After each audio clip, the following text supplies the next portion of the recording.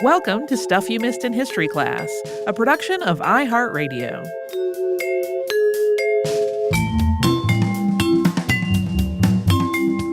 Hello and welcome to the podcast. I'm Holly Fry. And I'm Tracy V. Wilson. So historian Robert Friedel wrote a book about zippers back in 1994, which I recently read. And a line in the introduction to that book really struck me, which was, "While zippers are used everywhere, they are almost never necessary." And I recoiled initially. I was like, what are you talking? We need zippers everywhere. But really, you could find an alternate way to do almost everything that a zipper does, but they're so convenient and handy that, of course, they have become ubiquitous throughout everyone's wardrobes. But without trying to throw anyone under the bus, that quote is kind of how I feel about most write-ups about the invention of the zipper, because it's one of those things. I, of course, sew a lot, so I have done a lot of thinking about zippers and how they work and wondered where they came from. But if you look at any write-up, if you just, do an internet search and say, who invented the zipper, you get 2, maybe 3 paragraphs, and it's really, really glossing over a lot of stuff. There's a lot of story here. So I thought today might be a good time to delve into the oddly arduous creation of this simple thing that we almost all have on our clothes and our handbags and our luggage, etc. Zippers. Now that I think about it, they are in so many locations. Yes. Besides just my jeans. In 1851, Elias Howe, who we talked about forever ago in our sewing machine episode, filed for a patent on an automatic continuous clothing closure. If you look at the patent sketches, it really looks like a zipper, but it's also a little misleading. His device, which he described as a series of clasps united by a connecting cord, was really more like a spiral drawstring that was pre-laced through clasps on either side of that opening that needed to be closed. So when you pulled on the drawstring, it pulled the 2 sides together and closed it up. If you've ever seen a spiral-laced corset, it's kind of the same idea, but on a smaller scale. You may recall that at one point in his career, Elias Howe traveled to England to make machines specifically intended for corset making. That was just a few years before he filed this patent, so it's possible that he was inspired by that connection. We don't really know. Howe didn't pursue the development of this, though, because he became too busy working on sewing machines. But to really get into zippers and their origins, we have to talk about a few other men. And the first of those is Whitcomb L. Judson, who was born in Chicago, Illinois on March 7th, 1843. We don't have a whole lot of details about his personal life. We have virtually none about his youth. We know that while he was still a teenager, he enlisted with the Union Army, and he was part of the Illinois Infantry Regiment in the U.S. Civil War.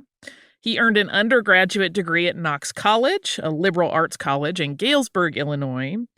And his details from there are pretty sparse until he appears in a Minneapolis, Minnesota directory in 1886.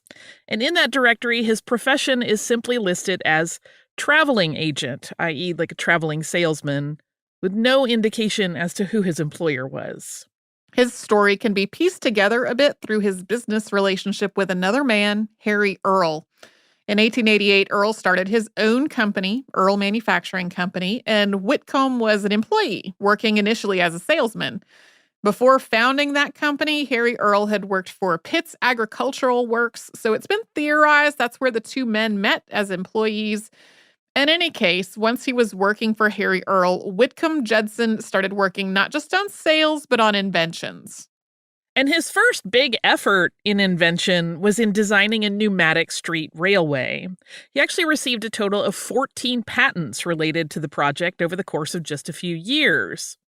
But he didn't revolutionize urban to suburban transportation as he had hoped, because the system just didn't really work that well. And by the time he did start to really make progress on it, electric lines had surpassed what he had hoped to do. But that whole effort, including starting a company called Judson Pneumatic Street Railway Company, gave him a lot of experience in the ins and outs of trying to innovate in a technological space. In 1893, Whitcomb Judson invented an item called a clasp locker. This was intended to be used in shoes, although Judson was clear that it could be applied to many things that needed closures, including mailbags and gloves. This was essentially a set of hooks and eyes that had a slider that moved the hooks into position to fasten them. Although exactly how this whole thing is supposed to have worked is a little unclear. The description in the patent mentions clasps which have, quote, underreaching and overlapping projections or lips at their forward ends, which prevent the engagement or disengagement of the hook portions of the clasps, except when thrown upward, so that the parts stand at an angle to each other of about 90 degrees. I can't really visualize what that means. It's a little confusing. Even looking at diagrams, I was like, Whitcomb, what? It was listed in Scientific American as one of the patents issued on August 29th. And it was actually 2 patents because Judson had refined his idea and submitted a second patent application before the first one was granted. But the 2 patents ended up being issued on the same day. We don't know what sparked this idea or what inspired his design. He had moved to Chicago at this time from New York, where he and Earl had been working on the pneumatic travel system. We also don't know why he moved. The 2 men remained close friends and business associates, though. Yeah, they had seemed so all in on trying to connect, like, the more populated parts of New York to more rural parts with this travel thing. And then, as I think they realized it wasn't going to happen, Whitcomb moved on. He did take his fastener to the World's Fair in Chicago that year to show it to the world. It did not really get a lot of buzz there, but Whitcomb Judson felt that there was potential for his fastener. And in 1894, he and Harry Earl founded the Universal Fastener Company, along with several investors. Just prior to the company being officially founded, Judson filed 2 more patent applications for his fastener, one for a more effective slider and one for the fasteners on each side of the closure. Prior to this, the teeth of the fastener were items that were not permanently affixed to the item being closed. They were individual pieces that slid kind of through the buttonholes. But this new patent called for permanently attached clasps and offered a number of ways that they might work to fit together, including alternating from side to side as they fit together with what Judson called pintles and sockets. This is starting to sound a lot more like a zipper. In 1895, the first manufacture efforts of Universal Fastener Company were made in a workshop owned by the Bryden Horseshoe Company. The first working version, and working goes in air quotes because it apparently did not work, at least not consistently. First working versions were made affixed to mail bags. If the company could get a government contract, it could fund a larger effort to move into the home consumer goods market. The Postal Service did place an order for 20 bags that had Judson's closure. There were never any additional orders placed after that, though. That's like the saddest trombone part of this story for me. They had to have felt so excited that they had a government order, and then it was like, no, thanks. That's fine. We're not. No, these are done. These are not really working for us. As Universal Fastener struggled, Harry Earl struck a deal for the company to be acquired by the Elyria Fastener Company in Elyria, Ohio. But Whitcomb Judson had reached a plateau where his proclivities as an inventor couldn't keep up with the knowledge that he needed to actually manufacture these designs, and things went pretty badly. The entire Elyria company ended up being liquidated in 1901, and at that point, Harry Earl gained the rights to the Universal Fastener patents. So Earl once again found investors and launched the Fastener Manufacturing and Machine Company. This new iteration of their business venture, which was based in New Jersey, aggressively advertised the merits of Judson's closure invention, which they simply called the fastener. They advertised it in print and touted a wider variety of uses than had even been suggested before. They said this could go on everything from corsets to leggings to shoes and boots. In 1904, the company reorged under the name Automatic Hook and Eye Company. This reflected another change in the design of the fastener, which then went by the new name of the C-Curity fastener. That's a C-Curity Curity spelling, which is an awkward brand name in my opinion. At this point, the advertising leaned into the women's clothing market, and most of the print material focused on how much easier it was going to be to fasten skirt plackets. That seems like they were onto something, and they were, but the fastener still needed some work, and we will talk about its problems after we pause for a quick sponsor break.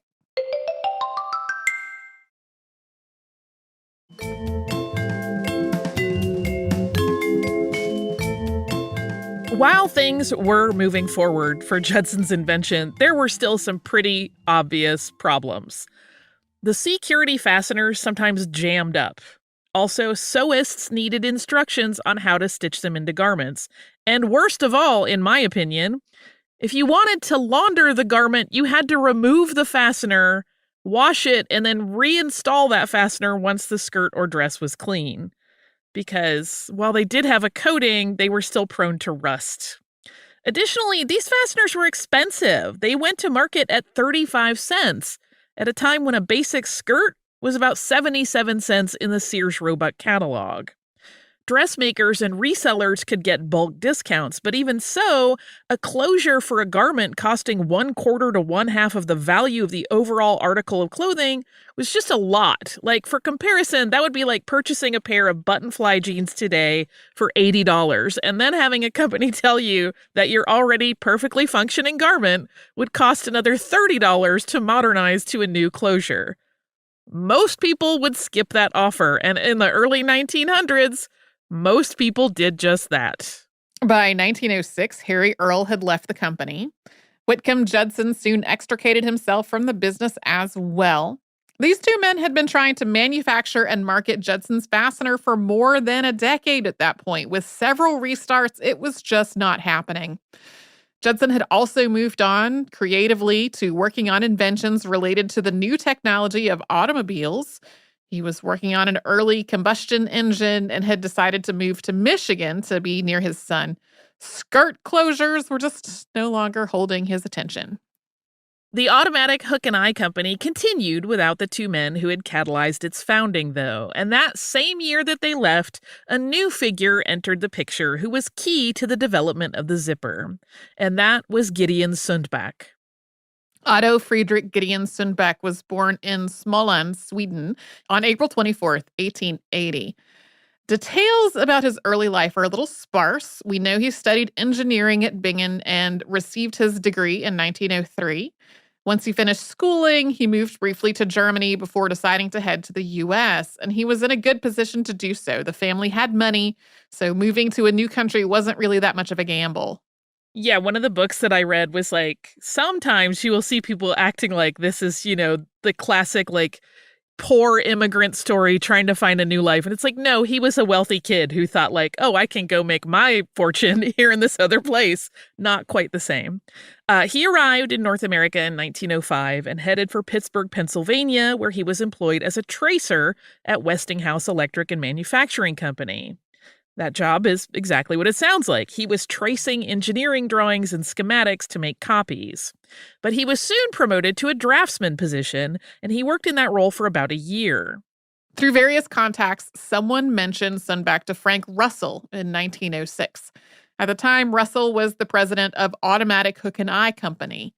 The company executive had realized that what they needed to make the security fastener really work in a way that was reliable and affordable was an engineer. And so Automatic recruited Sundback. Reading about this offer and move, it seems almost like people who had looked at Sundback's qualifications and his job at Westinghouse are left scratching their heads about why they would take a position at this floundering company in Hoboken with a fundamentally flawed product. His background made that kind of a question mark decision. He did take the job, though, possibly just for the challenge. There's also been speculation that part of that decision for the move was because he had met a young woman named Elvira Aronson on his first visit to Hoboken when he toured the factory, and that he had been quite taken with her, and those two did eventually marry. And we know that because her father was involved in Automatic as an executive, Elvira Aronson was around the company a lot. She actually worked in the factory, and she sometimes modeled garments that the company's closures were sewn into. And these two started seeing each other almost immediately after Sundback moved to New Jersey. And he had Elvira, who he called Vira, help him perfect his English, which was by all accounts already quite good. There are some people that were like, you don't actually need English lessons. So if he had been drawn to the job because of the potential to spend time with her, that absolutely worked out.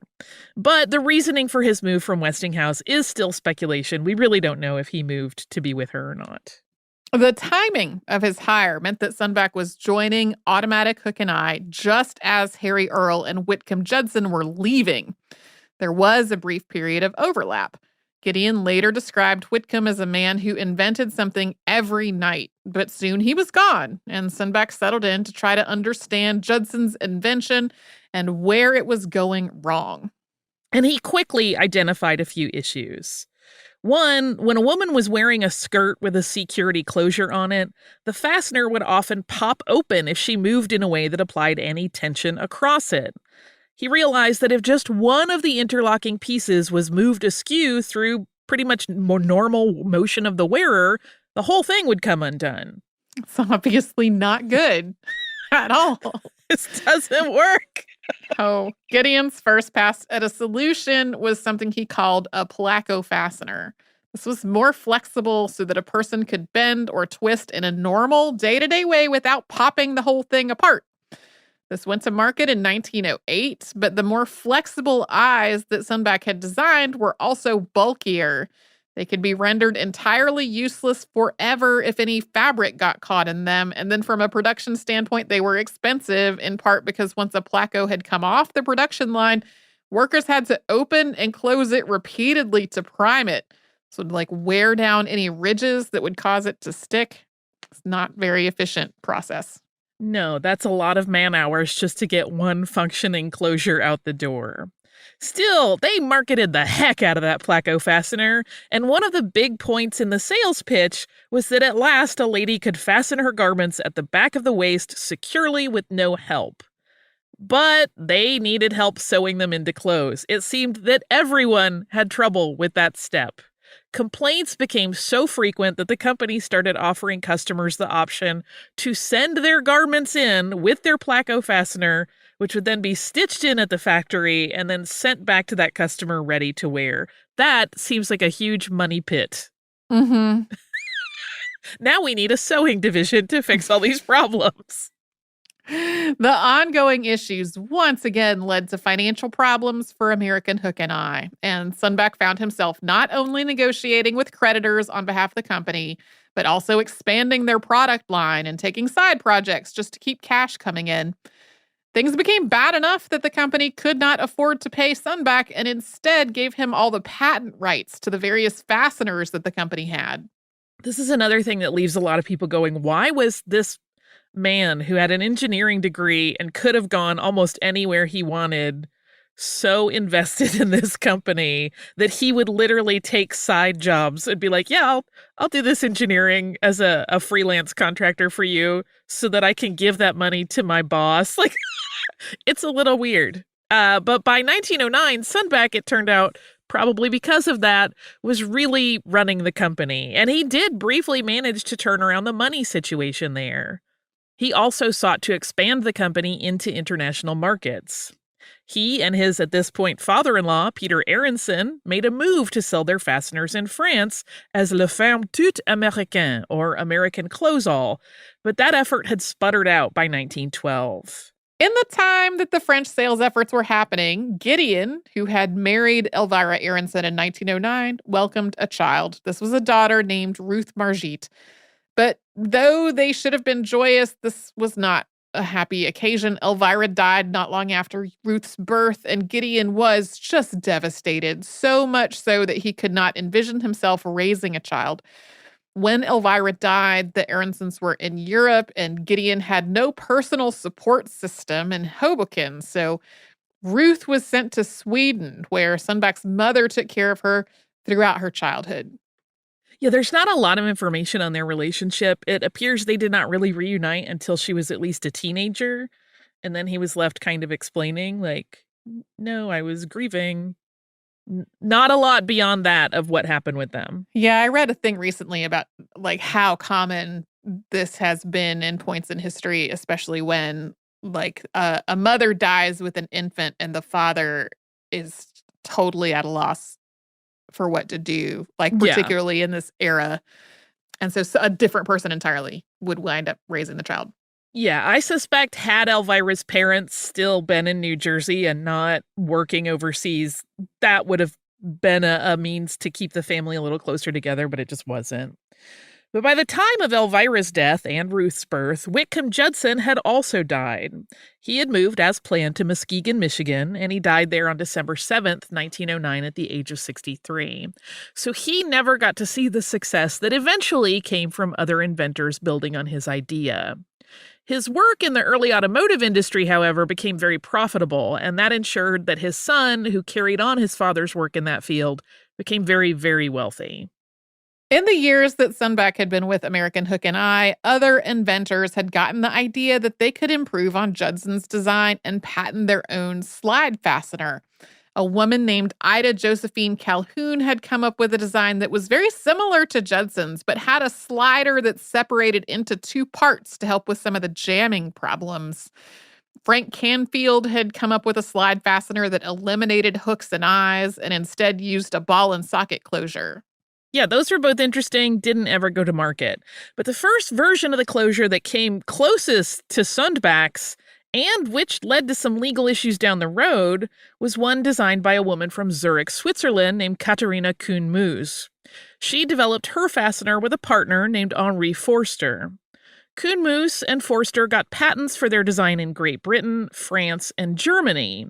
But though the European-developed closure worked and was pretty darn close to what we'd easily recognize as a zipper today, it never went into production, and those patents were abandoned. We'll talk about the breakthrough that led to the modern zipper after we pause for a quick word from the sponsors that keep the show going.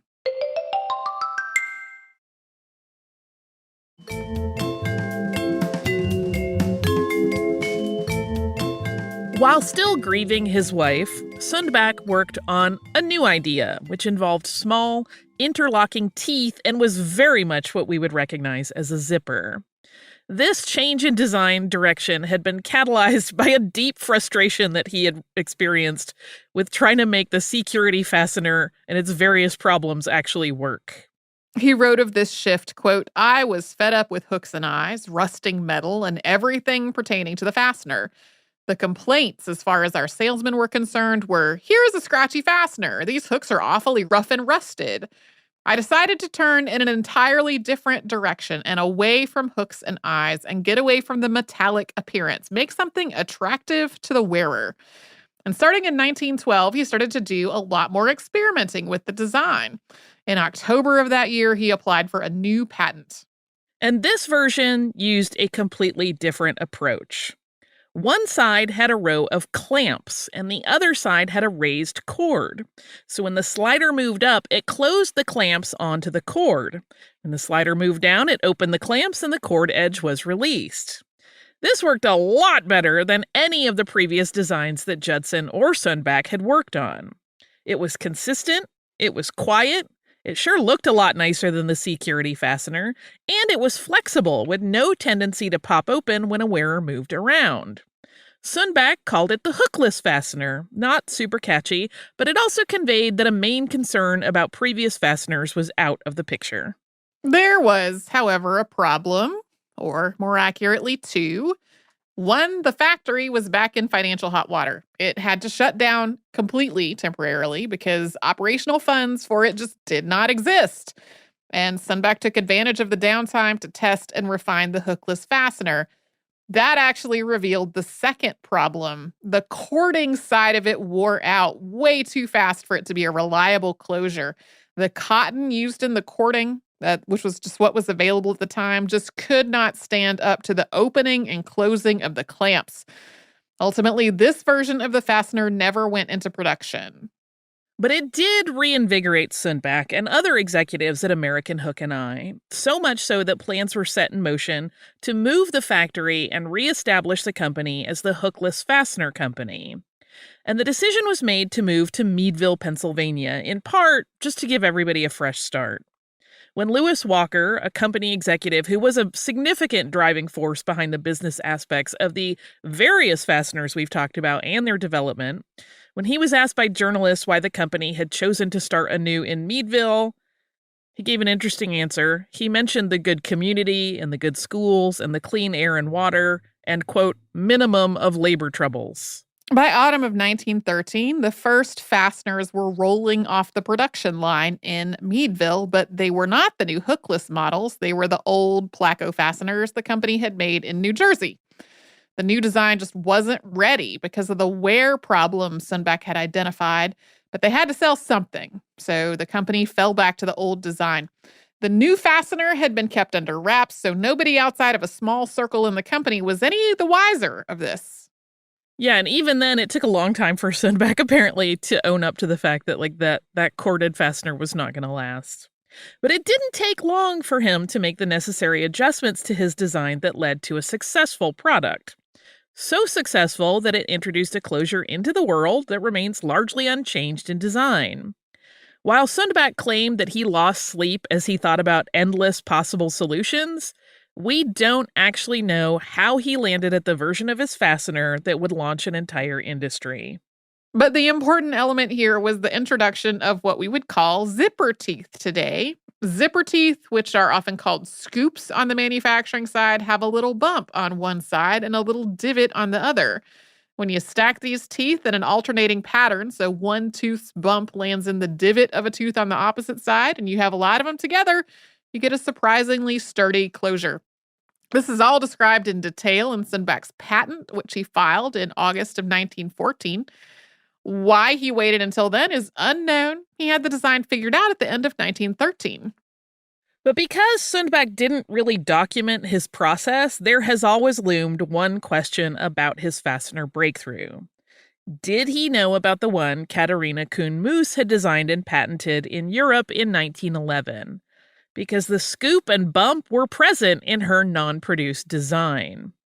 This was enough of a concern that even though that Kuhn-Moos and Forster design was not patented in the the U.S. Patent Office, who kept abreast of information on patents around the world, wanted to talk to Sundback about his patent application for what he called a separable fastener because they wanted to make sure he had not copied that European patent.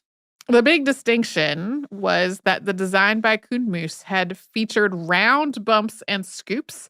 Sundback's had rectangular divots and bumps.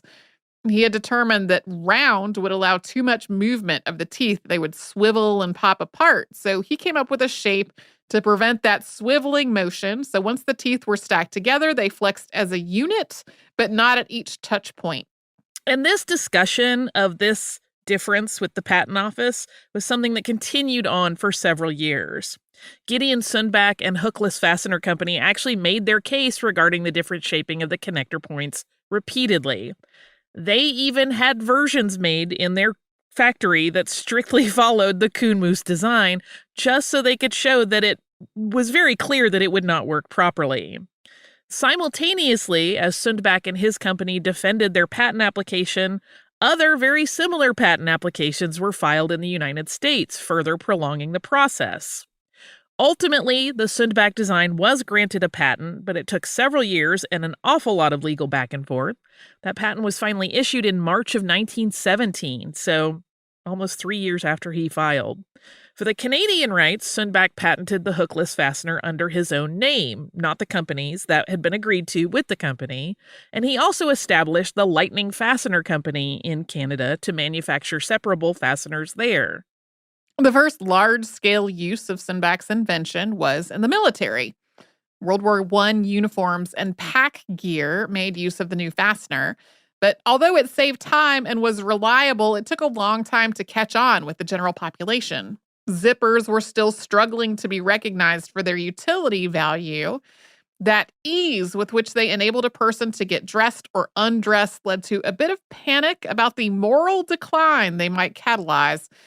They found a use as a closure for tobacco pouches when Loctite started buying bulk for the pouches they made, but the garment market was still pretty elusive. But a consumer garment market usage of the separable fastener catapulted Sundback's fastener forward in the 1920s. You might have noticed that we have not discussed the origin of the word zipper and when it started to be used, but it is tied to this 1920s product. Sundback did not come up with the word. It was coined by the B.F. Goodrich Company, because in 1923, B.F. Goodrich started using the hookless fastener in galoshes, and the story goes that an employee there came up with the onomatopoetic name, which the company registered as a trademark in 1925. There are some variations to that who actually decided they should call it a zipper, but it's generally agreed that an employee of B.F. Goodrich was the one that came up with it. Lightning Fastener Company challenged the Goodrich trademark in 1931. That case ended up being dismissed, but Goodrich was eventually granted exclusive use of the name zipper boots, not the word zipper on its own. As the 1930s wore on, the zipper finally started to lose its negative connotations as high-profile people started to embrace this new closure. Advertising started touting zippers as a helpful closure for children's clothing because it made them more able to manage getting dressed on their own. The Prince of Wales started opting for zippers instead of buttons in his trousers in 1934, further improving the image of the zipper. Elsa Schiaparelli, who we talked about in our virtual live show, was one of the first fashion designers to start using zippers. And by the late 1930s in France, most designers were using them. And as France goes, so goes the world when it comes to fashion. It was Lightning Fastener Company in St. Catharines, Ontario, that first went all in on producing Sundback's separable fastener in 1937. And when we say all in, what we mean is that it built the first factory that was exclusively intended to manufacture zippers. Prior to that, it had always been like, we're working it into another space. Sundback also designed the machinery that was used for zipper production at that plant. By the time World War II was over, the zipper was ubiquitous. Through a series of name changes and acquisitions, the company Sundback worked for had evolved into Talon, which continues to exist today. By the end of the 1950s, Talon was turning out 500 million zippers a year. Levi's first garment to incorporate zippers was a pair of overalls that they sold in 1954. That was also the year that Gideon Sundback died of a heart condition. He had remained in Meadville, Pennsylvania for the rest of his life, although he frequently visited Canada and the factory in St. Catharines. Sundback lived long enough to see the beginning of his invention's widespread acceptance, although he may never have dreamed of the way that it would become so completely ingrained in everyday life that people rarely even give it much thought. He was buried in Meadville's Greendale Cemetery. And because we know you're probably wondering if you've ever looked at a zipper pull and seen the letters YKK and wondered what they mean, here's the scoop. It is an abbreviation for Yoshida Kogyo Kibushi Kikaisha. That's one of the companies that dominates the market today. So YKK, or Yoshida Company Limited, was founded in 1934 by Tadao Yoshida. Today, it dominates the zipper market. It makes more than 1.5 billion zippers each year. That's billion with a B. That's in more than 70 countries around the globe.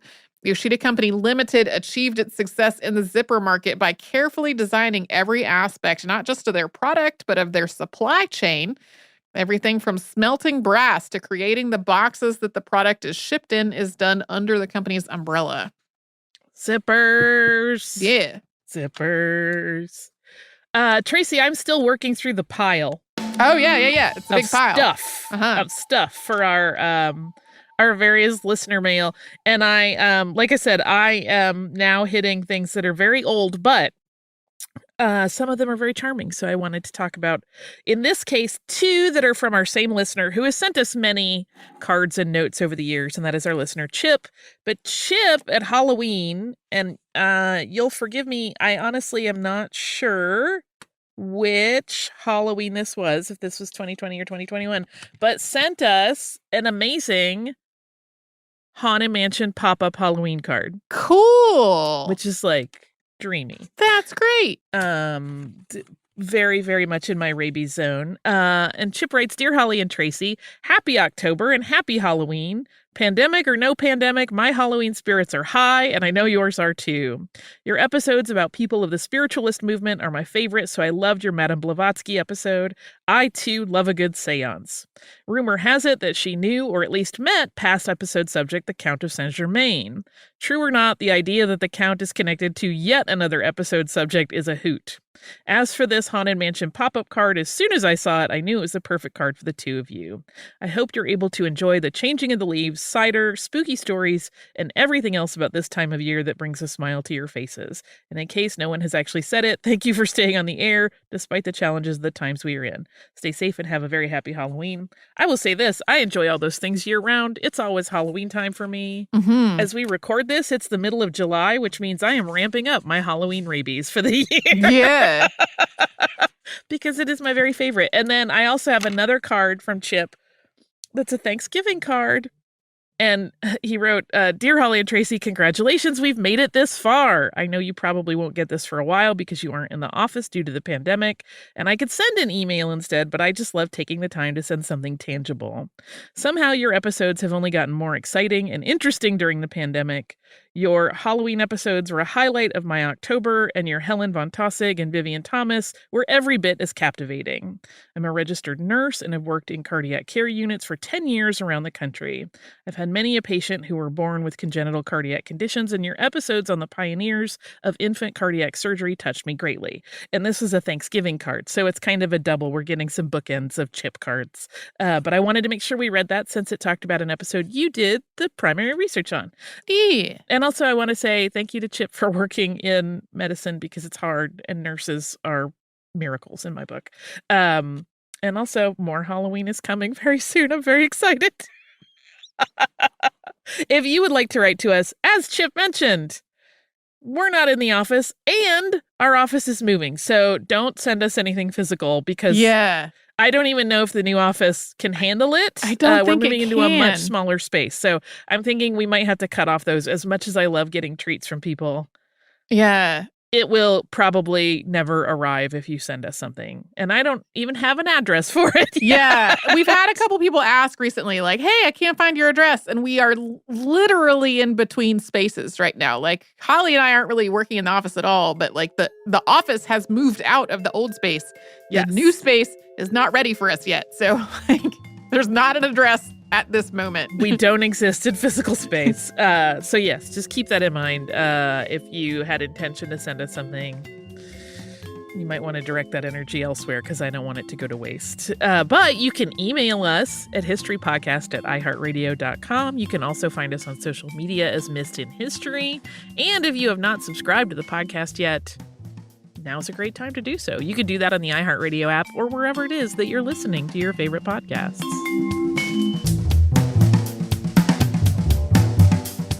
Stuff You Missed in History Class is a production of iHeartRadio. For more podcasts from iHeartRadio, visit the iHeartRadio app, Apple Podcasts, or wherever you listen to your favorite shows.